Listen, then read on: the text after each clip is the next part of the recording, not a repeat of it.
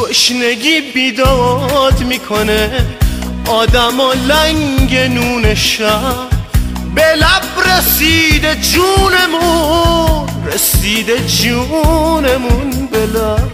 یکی باید پیدا بشه، یکی میونه این همه، یکی که حرفی بزنه، یکی که کاری بکنه، یکی که کاری بکنه. یکی به خاطر وطن میرفت توی میدون مین، یکی سر یه ملتو کلا میذاشت به اسم دین، یکی میرفت تو جبهه و جوون جوون شهید میشد، یکی با بیت المال میرفت یک شب ناپدید میشد. چی فکر میکردیم و چی شد؟ یکی باید پیدا بشه، یکی میونه این همه، یکی که حرفی بزنه، یکی که کاری بکنه، یکی که کاری بکنه.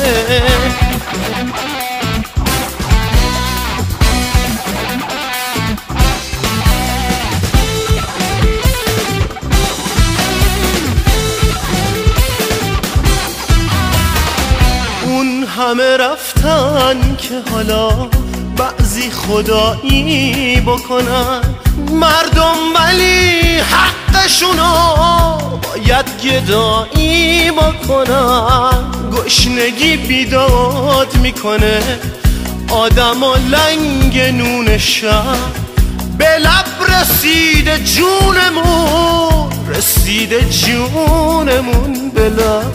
یکی یک کاری بکنه.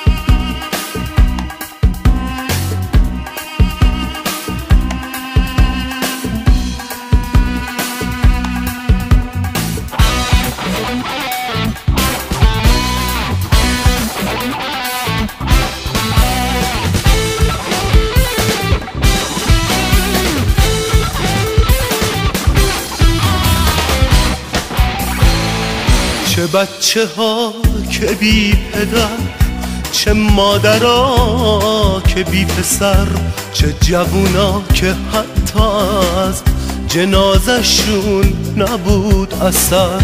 حالا کجا میون خاک، چه بی کس و چه بی نشون، سهم اونا اینه فقط کوچه شده به اسمشون.